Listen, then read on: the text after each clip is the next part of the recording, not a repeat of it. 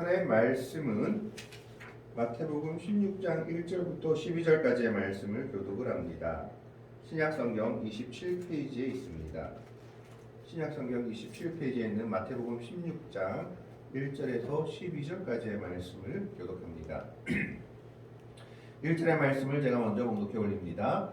바리새인과 사두개인들이 와서 예수를 시험하여 하늘로부터 오는 표적 보이기를 청하니 예수께서 대답하여 이르시되 너희가 저녁에 하나님이 불면 날이 덥겠다 하고 아침에 하늘이 붉고 흐리면 오늘은 날이 붓겠다 하나니 너희가 날씨는 분별할 줄 알면서 시대의 표적은 분별할 수 없느냐. 악하고 음란한 세대가 표적을 구하나 요나의 거듭날 표적과 표적을 변적이 없으시라 하시고 그들을 떠나갈 수는 가지니라.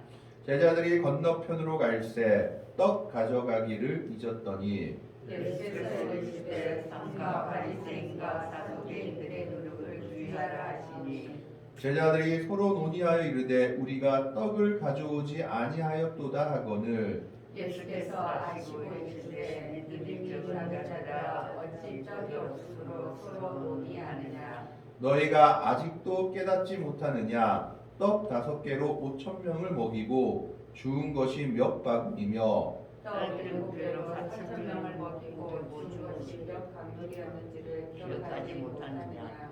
2절의 말씀을 같이 읽습니다. 어찌 내 말한 것이 떡에 관함이 아닌 줄을 깨닫지 못하느냐. 오직 바리새인과 사두개인들의 누룩을 주의하라 하시니 그제서야 제자들이 떡의 누룩이 아니라 바리새인과 사두개인들의 교훈을 삼가라고 말씀하신 줄을 깨달으니라. 아멘. 오늘의 말씀은 예수님께서 바리새인과 사두개인들에 대해서 경고하고 있는 말씀입니다. 오늘 말씀 1절부터 4절까지는 바리새인과 사두개인들이 와서 예수님께 하늘로부터 오는 표적을 구합니다. 사실 바리새인과 사두개인들은 사이가 좋은 사람들이 아니었습니다. 적대적인 사람들이었는데 이 사람들이 예수님을 시험하는 일에 또 예수님을 죽이는 일에는 하나가 되어서 뭉쳐있는 것을 성경이 보여주고 있습니다. 그런데 예수를 시험하여서 한 가지를 구하는데 하늘로부터 오는 표적 보이기를 청했다라고 얘기합니다. 아니, 이적이면 이적이고 표적이면 표적이지 도대체 하늘로부터 오는 표적은 무엇을 이야기하는 것일까요? 바리새인과 사두개인들은 이 당시 유대의 지도자로서 유대인들이 성경적으로 인정하는 몇 인물들을 들고 있습니다. 첫째는 모세입니다. 모세가 여러 가지 기적을 일으켰지만 그 중에 한 기적이 무엇이냐?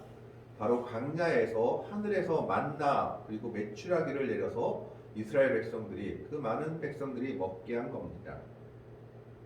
그리고 또 하나 인정하는 하나님의 선지자가 있다면 엘리야였습니다. 그러면 엘리야가 한 일이 무엇이냐? 가장 대표적인 것이 갈멜산에서 이방 신상을 섬기는 사람들과 대적하면서 하나님께 기도하여 하늘로부터 불이 내리게 한 표적이 있습니다. 바로 이와 같은 표적을 구하고 있는 겁니다. 여호수아 때에는 여호수아가 아말렉과 싸우다가 하늘에 기도하여서 하늘의 태양을 멈추게 한 일이 기록되어 있습니다. 바로 이런 표적들을 하늘로부터 오는 표적이다라고 바리새인과 사두개인들은 이야기하고 있는 겁니다.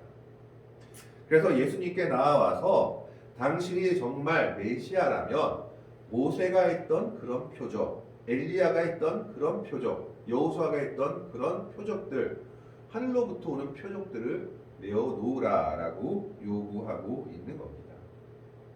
이 사람들은 지금 예수님을 인정해서 예수님을 믿어서 메시아라고 인정해서 표적을 구하는 것이 아니라 단순히 시비를 걸고 예수님을 인정하지 못함으로 이 이야기를 하고 있는 겁니다. 모세와 같은 만나의 기적을, 엘리야와 같은 하늘로부터 내리는 불의 기적을, 여호수아와 같은 하늘에 태양이 멈추는 그런 하늘의 기적들을 보여봐라. 그러면 우리가 너를 인정하겠다라고 얘기하고 있는 겁니다. 사실 이것을 예수님이 못할 바는 아니었습니다. 그러나 예수님은 이들의 요청을 단번에 거절하십니다. 사실 이것보다 더한 이적들을 많이 행하셨죠. 죽은 야이로의 딸을 살리기도 하고 가나안 여인의 딸을 말씀으로 고치시기도 하셨고 심지어 이 앞에는 오병이어, 칠병이어의 기적을 행하시기도 했었습니다. 오병이어로 5,000명의 사람들을 남자만, 칠병이어로 남자만 4,000명의 사람들을 먹였습니다. 만나와 같은 기적을 보이셨죠. 그럼에도 불구하고 바리새인과 사두개인들은 이것을 인정하지 못하고 직접적인 증거를 요구하고 있는 겁니다. 이때 예수님께서 이렇게 말씀하십니다. 2절에 예수께서 대답하여 이르시되 너희가 저녁에 하늘이 붉으면 날이 좋겠다 하고 아침에 하늘이 붉고 흐르면 오늘은 날이 붓겠다 하나니 너희가 날씨는 분별할 줄 알면서 시대의 표적은 분별할 수 없느냐. 사람들이 날씨에 관해서는 아침에 해를 보거나 그 날씨를 보고 저녁에 하늘이 붉으면 그 다음 날이 좋겠다 하고 아침에 하늘이 붉고 흐리면 오늘이 날이 안 좋겠다. 이 정도는 너희가 누구나 아는 것인데 그러면서 너희가 이런 날씨는 제대로 분별할 줄 알면서 시대의 표적은 구별할 수 없느냐라고 물어보고 있는 겁니다. 그러면 이 시대의 표적이라는 것은 무엇을 이야기할까요?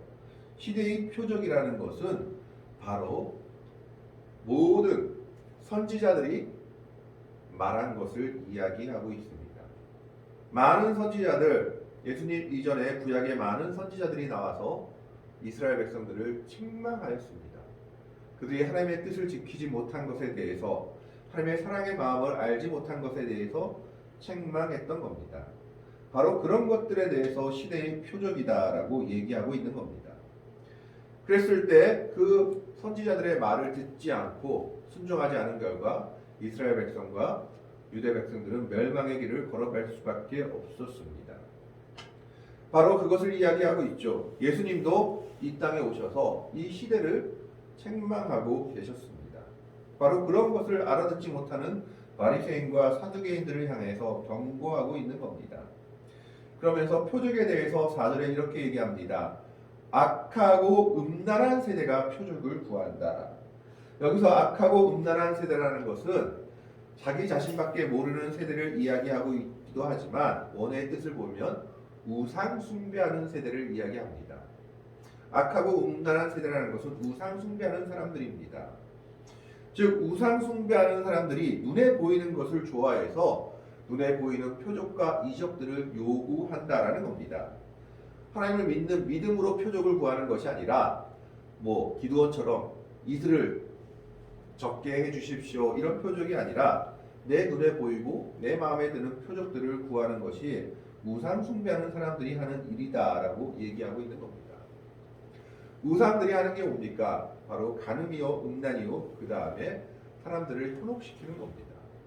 그런 사람들이 표적을 구하지만 예수님께서는 요나의 표적밖에는 보여줄 표적이 없다라고 얘기하고 계십니다.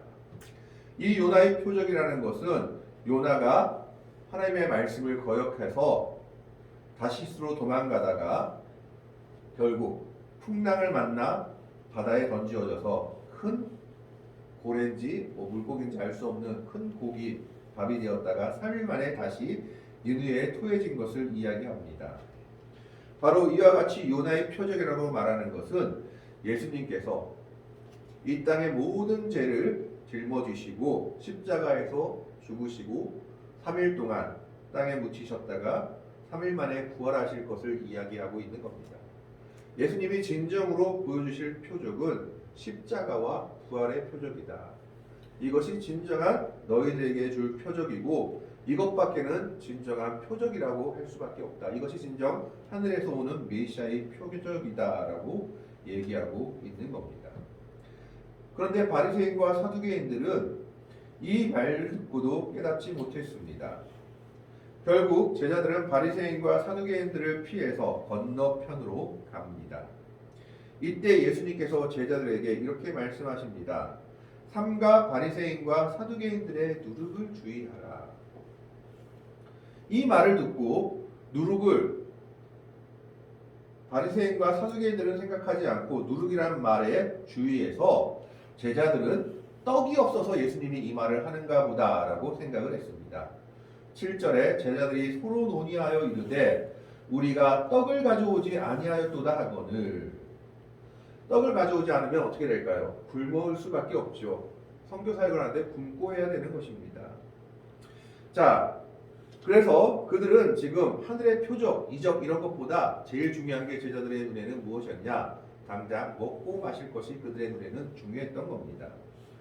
5병이어 7병이어의 기적을 경험하고도 떡이 없는 것이 그들에게는 가장 큰 걸림돌이었던 겁니다. 이 제자들의 의논을 들으시고 예수님께서 이렇게 말씀하십니다. 8절에 예수께서 아시고 이르시되 믿음이 작은 자들아, 믿음이 없는 자가 아니라 작은 자들이라고 얘기하고 계시죠. 어찌 떡이 없으므로 서로 논의하느냐. 그러면서 9절 10절에 제자들에게 묻습니다. 너희가 아직도 깨닫지 못하느냐? 떡 5개로 5,000명을 먹이고 죽은 것이 몇 바구니며 떡 7개로 4,000명을 먹이고 죽은 것이 몇 강주이었는지를 기억하지 못하느냐? 5병이었을 때는 12강주리, 7병이었을 때는 7강주리가 남았습니다. 그렇게 적은 떡과 그리고 고기를 가지고도 5,000명과 4,000명을 먹이실 능력이 있는 분이 예수님이었습니다. 그래서 그분을 온전히 의지하고 믿는다면 떡 가지고 의논할 문제가 아니었던 겁니다. 예수님이 떡 가지고 제자들에게 말할 뿐도 아니었죠.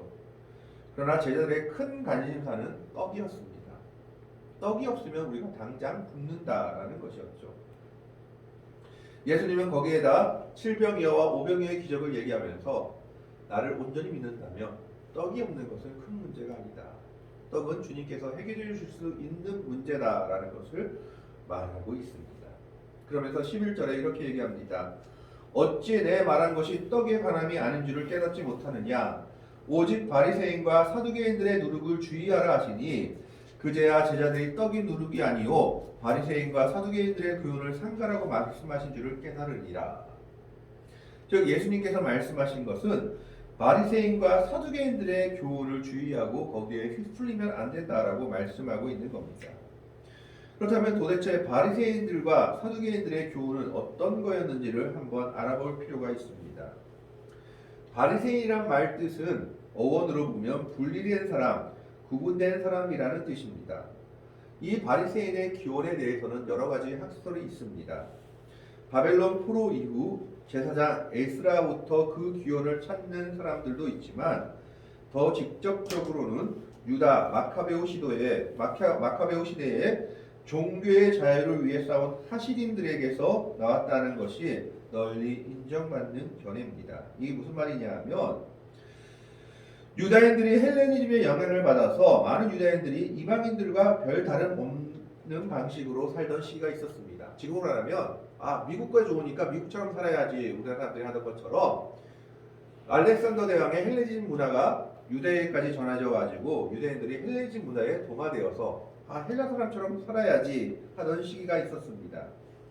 이때 유대인들을 지배하던 사람이 누구였냐 하면 시리아의 임금 안티오코스 4세였는데 이 사람은 유다교를 조직적으로 방해했습니다. 그래서 유대인들의 성전에 이방 신상을 넣기도 했고 돼지 피를 넣어서 제물에 드리기도 했고 유대인들 그리고 율법을 모욕하고 그들의 종교를 모욕했던 왕이었습니다. 이것 때문에 유대인들이 들고 일어나서 한동안 자유를 쟁취했던 시기가 있었습니다. 그게 바로 마카베오 시대입니다. 그래서 우리 성경에는 없지만 천주교가 보는 성경, 공동경 성경에 보면 마카베오 상하서가 있습니다. 바로 그 시대를 이야기하고 있는 겁니다. 이때 이 종교의 자유를 위해서 싸우던 사람들을 하시딤이라고 하는데 이 사람들이 바로 바리새인들의 기원이다라고 얘기하고 있는 겁니다. 그래서 이 하시딤은 뭐 때문에 생겨났느냐? 유대인들이 유대인답게 살지 못하고 율법을 지키지 않으니까 우리는 정말 제대로 율법을 지켜보자, 하나님의 말씀대로 살고자 해서 일어난 운동이었습니다. 그런 사람들이 바리새인들의 기원이었는데 그래서 바리새인이라는 말 뜻도 분리되는 사람, 구분된 사람이라는 뜻을 가지고 있습니다. 이 사람들은 율법을 가장 중요시했던 사람들이었습니다. 뿐만 아니라 이 사람들은 특별한 것이 하나 있었는데 성경뿐만 아니라 그 성경을 해석한 주석서와 미드라시 같은 것도 성경과 같은 가치를 가지고 인정했습니다. 그래서 장로들의 유전, 조상의 유전을 성경과 같은 가치로 가지고 안식일에 해야 될 일, 하지 말아야 될 일들, 손을 씻지 않고 먹는 정결 예식들 이런 걸 가장 중하게 여기던 사람들이었습니다. 율법을 중하게 여겼기 때문입니다. 정치적으로는 이 사람들은 정치에는 관심이 없었습니다. 오직 하나님의 율법을 지키는 것만. 그래서 로마 통치에서는 저항도 동조도 안 하고 그냥 세상은 세상대로 굴러가게 놔두고 우리는 하나님의 말씀대로 살아야겠다, 율법대로 살아야겠다라고 생각하는 사람들이었습니다. 그래서 성전은 사두개인들이 지배했다면 일반 백성들이 모이는 회당은 바리새인들이 지배했다라고 보시면 됩니다. 그 회당에서 바리새인들이 여러 가지를 가리켰죠. 그래서 이 사람들이 숫자는 적었지만 그리고 특별한 가문이 있던 것도 아니었지만 이 사람들의 경건의 모습 때문에 대중적인 지지를 많이 받았다고 합니다. 그래서 이 사람들은 산헤드린 공회에서 한 자리를 차지하기도 한 사람들이었습니다. 그래서 이 사람들은 천사나 사탄이나 영의 존재나 내세나 이런 것들을 다 믿었는데 문제는 이 사람들이 안식일, 정결 예식, 11조에 관한 규정을 너무 철저하게 지키다 보니까 이것을 지키지 않는 사람들에 대해서는 너무나 심하게 정죄했던 겁니다. 인간으로 여기지 않고 그래서 이 사람들은 이방 사람들, 세리와 창기들은 아예 죄인으로 여겨서 같이 하지 못할 부류로 생각했습니다. 그뿐만 아니라 유대인이라 할지라도 율법을 제대로 지키지 않으면 이 사람들은 함께할 사람이 아니다라고 생각했던 부류들이었습니다. 그런데 거기에 더해서 이 사람들은 칭찬받는 것을 정말 좋아해서 선행을 하는데 많은 사람들이 보는 앞에서 기도하고 선행하고 금식했습니다. 심지어 기록에 따르면 일주일에 두 번씩 구제를 하는데 시장 많은데 사람 많은데 가서 손뼉을 쳐가지고 사람들을 불러 모은 후에 내가 이렇게 구제한다라는 것을 보여준 후에 구제했다고 합니다. 그래서 예수님은 이 사람들에 대해서 외식하는 사람들, 하나님의 뜻을 모르는 사람들이다라고 책망하셨습니다. 그래서 바리새인들의 교훈이라는 건 뭐냐면 율법주의입니다. 율법을 철저하게 지키자라는 겁니다. 그런데 문제는 이 율법주의가 심해지다 보니까 사랑이 결여된 겁니다. 율법을 주신 하나님의 사랑을 깨닫지 못했던 겁니다.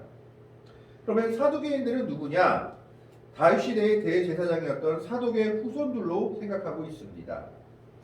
이 사독의 후손들은 마카베오 시대까지 사제직을 수행했는데 귀족 계급이나 대제사장 및 예루살렘에 있었던 돈 많은 사람들, 유력자들로 이루어진 단체였습니다. 종교적으로는 보수적이었지만 세상을 살아가는 방식은 헬라 문화에 대해서 개방적이고 세속적이었습니다. 정치적으로는 친로마, 우리나라로 말하면 친일파 같은 사람들이었습니다. 친로마여서 로마의 우호적이었고 종교적, 정치적, 경제적인 기득권을 누린 친로마파입니다. 그런데 이들의 신학은 또 모세 오경만 인정하고 주석과 전승이나 선지자들이 쓴 성경은 절대 인정하지 않는 사람들이었습니다. 그렇기 때문에 이 사람들은 천사나 악마, 부활, 내세, 사후세계들을 믿지 않았습니다. 그래서 바리새인들과 항상 대립하는 사람들이었죠. 신학이 완전히 반대되는 사람들이었습니다. 사상적이나 신학적으로는 보수적이었지만 신학 자체가 인본주의였습니다. 인간이 이해할 수 없는 것은 모세 오경에 있는 거라 해도 받아들이지 않았던 겁니다. 그래서 천사 이런 것들을 받아들이지 않는 사람들이었습니다. 뿐만 아니라 물질의 복을 하나님이 주신 최고의 복 중에 하나로 여겼습니다. 그래서 이들은 잘 먹고 잘 살고 건강한 것이 하나님이 주신 최고의 복이다라고 생각했습니다. 오늘날로 치면 기복신앙과 유사한 신앙을 가지고 있는 사람들이었습니다. 그리고 이 사람들도 역시 산헤드린 공회의 주요 일원들이었기 때문에 지도자 계급이었던 것을 성경에서 확인할 수 있습니다. 근데 이들이 얼마나 심각했는지 성경에 보면 마태복음 3장에 세례 요한이 이들을 독사의 자식들이라고 책망합니다. 그러니까 바리새인의 교훈은 율법주의입니다. 사랑이 없는 율법주의. 사두개인들의 교훈은 세속주의입니다. 우리만 잘 살면 돼. 먹고 마시고 잘 사는 것이 하나님의 복이다. 인본주의적으로 생각하는 사람들이었습니다. 이 사람들은 주 70년 성전이 무너지면서 성전을 중심으로 권력을 잡고 있었던 사람들이었기 때문에 역사의 뒤안길로 사라졌다고 합니다. 바로 이 사람들의 교훈 자체가 위험하다라고 예수님이 말씀하고 있는 겁니다. 사랑이 없는 율법주의, 그리고 세속주의, 기복주의 같은 사두개인들의 신앙은 결코 예수님의 제자들이, 그리고 예수님을 따르는 사람들이 가져가야 할 신앙이 아니었던 겁니다. 그래서 이들의 교훈을 누르기라라고 얘기합니다. 누룩은 뭡니까? 빵을 만들 때 넣는 효소죠. 적은 것을 크게 만드는 그런 기질이 있는 물질입니다. 그래서 누룩이라고 말했을 때는 이 사람들의 교훈이 유대인들에게 널리 퍼지는 것을 경계한 겁니다. 절대 유대인들이 따라가지 말아야 할 모습들이었기 때문입니다. 바리새인들의 율법주의는 하나님의 사랑이 없는 율법주의였기 때문에 정죄하고 판단할 줄만 알았고 외식하는 자들이었습니다. 사두개인들의 세속주의는 세상에서 잘 먹고 잘 사는 것이 최고의 복이다라고 생각하는 예수님의 가르침과는 정반대의 삶을 살고 있는 사람들이었습니다. 그럼에도 불구하고 둘 다 뭐라고 생각했느냐? 우리가 하나님을 최고로 잘 믿는다라고 생각했던 사람들이었던 겁니다. 절대 그들의 가르침을 따라서는 안 된다라는 겁니다. 우리가 따라가야 할 것은 예수 그리스도의 정신입니다. 우리는 그리스도의 사랑의 정신을 본받아야 합니다. 표적은 하나님께서 은혜로 우리에게 보여주시는 겁니다. 야이로라는 회당장에 자기의 딸이 죽었음에도 불구하고 자기의 딸을 위해서 간구했을 때 예수님은 그의 딸을 살려주셨습니다. 이방 여인이, 가나안 여인이 자기 딸이 귀신 들린 것을 위해서 나왔을 때 예수님은 그 요청도 들어주시고 그 딸을 구해주셨습니다. 표적은 예수님을 시험하기 위해서 우리가 요청하는 것이 아니라 은혜를 간구할 때 하나님께서 은혜로 주어주는 것이 바로 표적인 겁니다. 그런데 바리새인과 사두개인들은 자신들의 신앙을 버리지 못하고 예수님을 인정하지 못하고 이 표적을 시험하기 위해 예수님께 구했기 때문에 예수님은 단번에 거절하셨습니다. 그리고 그들의 가르침을 따르지 말라라고 얘기합니다. 그러면서 예수님이 그 다음에 뭘 얘기하십니까? 그 다음 내용을 보면 예수님께서 제자들에게 세상에서 나를 누구라 하느냐? 너희들은 나를 누구로 보느냐라고 묻습니다. 이때 베드로가 고백을 하죠. 주는 그리스도시요 살아계신 하나님의 아들이십니다. 이게 우리들이 따라가야 할 믿음이요 교훈이다라는 겁니다. 주님만이 우리가 바라봐야 할 대상이고 믿고 따라가야 할 대상입니다. 율법주의도 세속주의도 기복주의도 우리가 따라가야 할 교리도 믿음도 그리고 교훈도 아니다라는 겁니다. 오히려 우리는 그것들을 경계해야 합니다. 예수님만이 우리가 따라가야 할 분이요 예수님의 정신, 예수님의 사랑, 예수님의 은혜 그것이 우리가 온전히 믿고 의지하고 따라가야 할 길이요 대상이요 그리고 그것이 우리가 진정 복된 삶을 살아가는 길이다라고 예수님은 오늘 제자들에게 말하고 있는 겁니다. 떡의 문제는 주님께서 우리가 온전히 주님을 따를 때 해결해 주십니다. 떡 때문에 고민하는 제자들에게 7병이요 5병이요를 말씀하시면서 내가 말한 것은 떡에 관한 것이 아니다라고 말합니다. 주님은 하늘에 관한 것을 말씀하고 있는 겁니다. 그러면서 이 세상에 묶여서 율법주의로 세속주의로 기복주의로 살고 있는 바리새인과 사두개인들의 교훈을 결코 따라가지 말라라고 얘기합니다. 그럼에도 오늘날 많은 교회들이 때로는 많은 성도들이 바리새인의 교훈을 때로는 사두개인의 교훈을 따르기도 합니다. 우리는 그들의 교훈을 따라갈 자들이 아니라 오직 예수님을 따라가야 할 자들입니다. 오늘 우리는 이 말씀을 기억하면서 바리새인과 사두개인들의 누룩을 주의하며 예수님만을 온전히 믿고 간절히 찾고 따라가는 복음의 온전히 충실한 믿음의 백성들이 될 수 있기를 바랍니다. 이 시대를 바라보며 시대를 분별하면서 사랑의 마음을 가지고 예수님을 온전히 따라가는, 주님만을 나의 스승으로 모시고 주님의 은혜의 길을 따라가는, 주님의 말씀에 순종할 수 있는, 사랑의 길을 걸어갈 수 있는 복되고 아름다운 믿음의 성도들이 되시기를 주님의 이름으로 간절히 축원합니다. 기도하겠습니다. 하나님, 바리새인과 사두개인들의 요청을 봅니다.